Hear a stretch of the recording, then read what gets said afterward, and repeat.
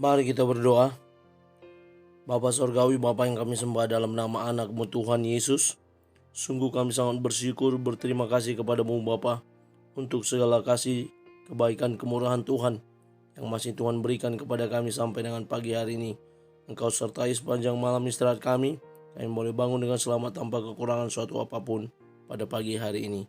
Sebelum kami mulai aktivitas kami pada pagi hari ini, izinkan kami untuk bersekutu dengan Tuhan, berdoa, memuji memuliakan nama Tuhan, dan mendengarkan kebenaran firman Tuhan melalui channel YouTube ini. Berbicara bagi kami Tuhan, nyatakan kuasa-Mu, nyatakan isi hati-Mu, karena kami telah siap untuk mendengarkan kebenaran firman Tuhan. Dalam nama Yesus kami sudah berdoa dan mengucap syukur. Amin. Shalom ibu bapak saudara terkasih dalam nama Tuhan kita Yesus. Semangat pagi, bertemu kembali di channel Rionando Butar-Butar dalam khotbah 5 menit aja toko 5 untuk renungan harian. Renungan pada hari ini saya ambil dari kitab Keluaran pasal 14 ayat 30, demikian kesaksian firman Tuhan. Demikianlah pada hari itu Tuhan menyelamatkan orang Israel dari tangan orang Mesir, dan orang Israel melihat orang Mesir mati terhantar di pantai laut. Tuhan menyelamatkan umatnya.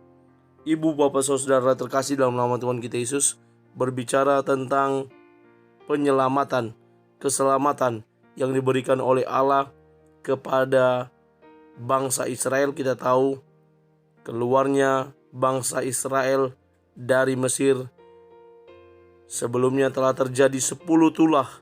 Karena apa? Karena Firaun mengeraskan hatinya. Dia tidak mengizinkan bangsa Israel keluar dari Mesir. Karena apa? Dia berpikir Mesir telah terjadi pembangunan besar-besaran, dan yang menjadi budak gratisnya adalah orang Israel. Mereka lah yang mengerjakan segala yang diperlukan dalam pembangunan di Mesir. Orang-orang Mesir hanya mengatur bagaimana tata cara pembangunan tersebut. Yang menjadi pekerjanya adalah orang Israel. Itulah yang membuat Firaun mengeraskan hatinya. Bahkan ketika mereka sudah keluar dengan matinya anak sulung di tulah yang ke-10, Firaun kembali mengeraskan hatinya. Dia kembali mengejar bangsa Israel, dan sampailah di ujung laut Teberau, di mana Israel di posisi yang terjepit karena ada tentara Firaun mengejar dari belakang. Dan Allah memerintahkan Musa untuk mengangkat tongkatnya dan membelah laut Teberau. Hal yang belum pernah terjadi yang dilakukan oleh Allah dengan cara yang luar biasa. Memang di 10 tulah adalah hal yang luar biasa, namun laut terbelah menjadi 2, di tengah-tengahnya tanah yang kering, itu belum pernah terjadi. Dan Allah melakukan itu bagi umatnya.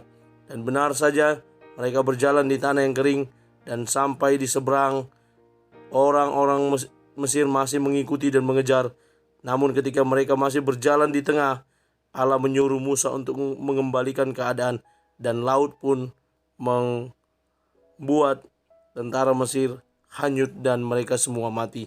Ibu bapak saudara terkasih dalam nama Tuhan kita Yesus, berbicara tentang keselamatan ini, kita juga patut bersyukur. Pandemi yang telah melanda dunia ini, yang memporak-porandakan tatanan perekonomian, yang telah memporak-porandakan juga tatanan kehidupan sehari-hari. Dulu belum pernah kita bertemu dengan orang lain takut berjabat tangan. Dulu kita tidak perlu pakai masker, namun dengan new normal saat ini, di keadaan pandemi saat ini, kita semua menjadi berubah. Takut bersalaman, takut berpelukan cipika-cipiki, dan juga ragu untuk berkumpul dalam konsentrasi massa yang besar.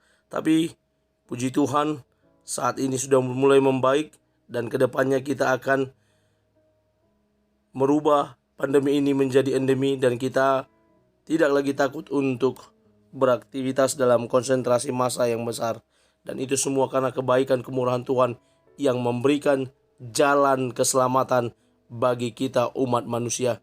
Kita yang berpengharapan kepada Tuhan, yang boleh lewat dari kerasnya pandemi ini, karena banyak saudara-saudara kita, tetangga kita, teman kita yang telah terlebih dahulu meninggalkan kita di dunia ini karena terpapar COVID-19. Dan itu hal yang patut kita syukuri.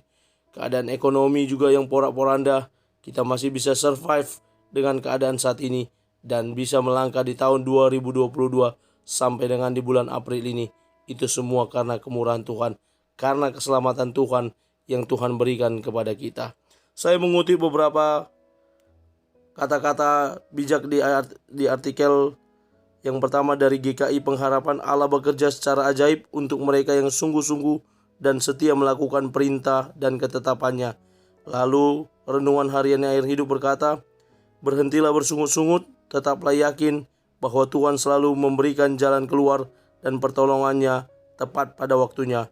Mari kita nantikan penyelamatan Tuhan berlaku atas hidup kita dengan tetap beriman dan percaya padanya. Amin. Kita bersatu dalam doa. Terima kasih Bapa untuk firman-Mu. Mampukan kami untuk menjadi para pelaku kebenaran firman Tuhan. Dalam nama Yesus kami berdoa. Amin. Selamat beraktivitas. Tuhan Yesus memberkati. Shalom.